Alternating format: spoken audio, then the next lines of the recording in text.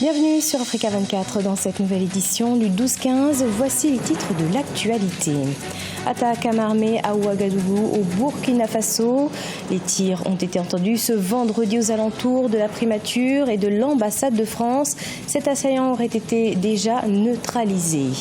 Une nouvelle région militaire interarmée pour l'armée camerounaise, armée qui devra répondre à la recrudescence des violences perpétrées dans le pays, notamment au nord-ouest et au sud-ouest, où les relances sécessionnistes ont entraîné la perte de près de 26 éléments des forces de défense et de sécurité. Et puis la marche historique du 18 novembre 2017, racontée en images. Marche qui a conduit au départ du président Robert Mugabe. C'est ce que propose la Galerie nationale du Zimbabwe à travers une exposition sur le thème perdu et retrouvé. Mais tout d'abord, retour au calme cet après-midi après une attaque à main armée ce vendredi 2 mars à Ouagadougou au Burkina Faso. Une attaque armée devant la primature et au rond-point des Nations Unies. Des hommes masqués seraient sortis d'une voiture et auraient ouvert le feu sur des passants avant de se diriger vers l'ambassade. 4 assaillants ont été pour l'instant neutralisés devant l'ambassade de France, selon le gouvernement, et 3 autres devant l'état-major général des armées. Le point avec Jean-Paul Ouedraogo, notre correspondant sur place. Oui, les dernières informations, c'est que c'est un retour, c'est la calmie, il y a un retour donc au calme. 7 assaillants donc ont été neutralisés, 4 assaillants devant l'ambassade de France au Burkina, et puis 3 assaillants devant l'état-major. Donc il y a une opération de ratissage qui est faite donc par l'armée. Alors pour l'instant, la police fait un communiqué. Ce communiqué également appelle les populations à rester chez elles, à ne pas sortir, à ne pas se rendre donc dans certains endroits qui ont été cités, notamment les alentours du rond-point des Nations Unies et puis les alentours du Premier ministère qui est, on va dire, à côté donc de l'ambassade de France. En Côte d'Ivoire, le ministre Souleymane Diarra-Souba a été choisi pour assurer l'intérim du ministère des Mines et de l'Industrie. Une nomination rendue publique ce jeudi 1er mars par la présidence. Le ministre du Commerce, de l'Artisanat et de la Promotion des PME succède donc à Jean-Claude Brou, ce dernier ayant pris ses fonctions au sein de la commission de la CEDEAO. Au Cameroun, une 5e région militaire interarmée a été créée ce 21 février. Elle regroupe notamment les régions administratives du Nord-Ouest et de l'Ouest. Une réponse aux problèmes sécuritaires que rencontrent les régions du Sud-Ouest et du Nord-Ouest, majoritairement anglophones selon certains observateurs. Un sujet de Corinne Kamsefehem commenté par Solène Duplessis. Les textes présidentiels publiés le 21 février au Cameroun portant réorganisation de l'armée ont vu la création de la 5e région militaire interarmée regroupant les régions administratives du nord-ouest et de l'ouest du Cameroun et la mise sur pied de la 12e brigade d'infanterie motorisée dans la région de l'Est frontalière de la Centrafrique. Une montée en puissance qui répond à la recrudescence des violences, notamment au nord-ouest et sud-ouest du pays où des relances sécessionnistes ont entraîné la mort de près de 26 éléments des forces de défense et de sécurité. Le Cameroun, depuis presque plus de 4 ans aujourd'hui, est attaqué de part et d'autre de la frontière et qu'à cela, à ces menaces transfrontalières sont ajoutées des mouvements irrédentistes qui n'ont rien à voir avec les sentiments de la population dans les régions du nord-ouest et du sud-ouest. Il y a un corpus de défense globale qui aujourd'hui exige que tous les compartiments qui constituent le Cameroun, n'est-ce pas, devraient être solidifiés par la réorganisation de cette structure de manière à ce que ces entités-là puissent être autonomes et puissent répondre sur les effets de ces menaces-là. Le général Aga Robinson Dong et le général Jules César Esso auront respectivement la charge de la 5e région militaire interarmée et la 5e région de gendarmerie.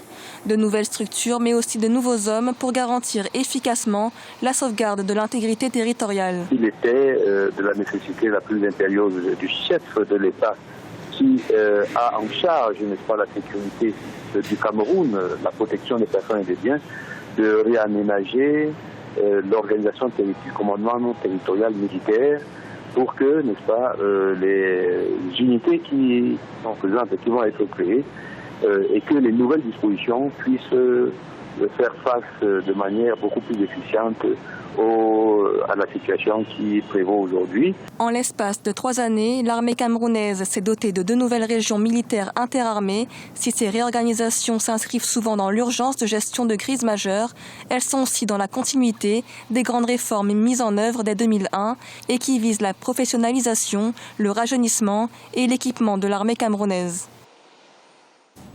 En Égypte, une collision entre 2 trains a eu lieu ce 27 février à Al-Bahira, dans le nord du pays, selon le ministère de la Santé.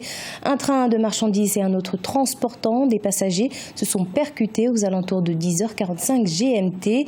10 personnes ont perdu la vie, 15 blessés ont été recensés par les autorités. Les causes de l'accident n'ont toujours pas été déterminées. Une exposition sur le thème « Perdu et retrouvé » a été organisée par la Galerie nationale du Zimbabwe. Elle a permis de mettre en avant des photographies, des œuvres d'art et une vidéo tournée par un drone lors de la marche historique du 18 novembre 2017. Date qui a marqué la fin de l'ex-président Robert Mugabe à la tête du pays. Ibrahima Dioumaba.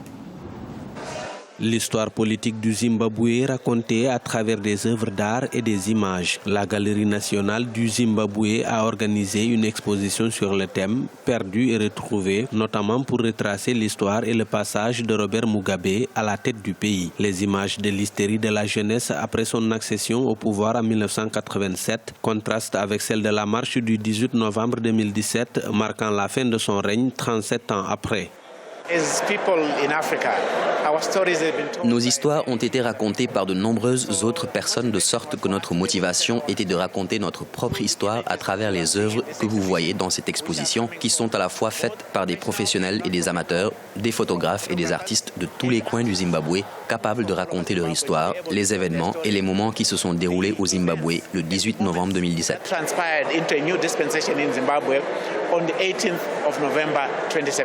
Ce travail a été documenté par des artistes et de simples citoyens zimbabwéens. Ils sont témoins de l'histoire politique du Zimbabwe. Ces œuvres montrent plusieurs scènes, notamment l'incertitude, la résilience ou encore l'espoir. L'armée zimbabwéenne occupe une place centrale dans cette exposition qui connaît un réel succès auprès du grand public. Les messages ici sont plus des messages de résilience de la population, de ce que les gens voulaient. Pendant très longtemps, nous avons été très passifs, mais nous avons eu l'occasion de montrer notre capacité de résistance et nous avons défilé et documenté la marche en montrant ce que les gens faisaient. Avant, on ne partageait pas les différentes opinions et aujourd'hui, voir que cela est possible, ça ramène de belles émotions. Ça a fait ressurgir des souvenirs et des sentiments de liberté. Nous nous sommes sentis libres, nous avions le sentiment de voir renaître notre pays.